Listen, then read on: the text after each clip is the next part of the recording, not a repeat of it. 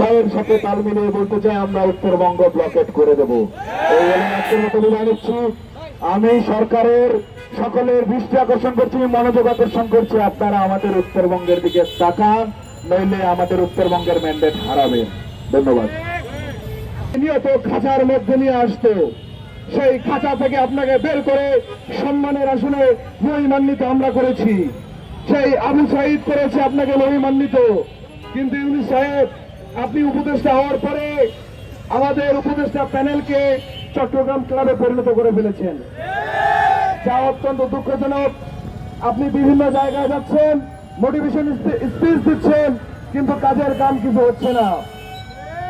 কোন অঞ্চলে এই বৈষম্য নিরসন হচ্ছে না। মন্ত্রণালয়গুলোতে বৈষম্য নতুন করে তৈরি করা হচ্ছে। কোন প্রত্যেকটা অধিদপ্তরে আবার নতুন করে বৈষম্য সৃষ্টি করা হচ্ছে।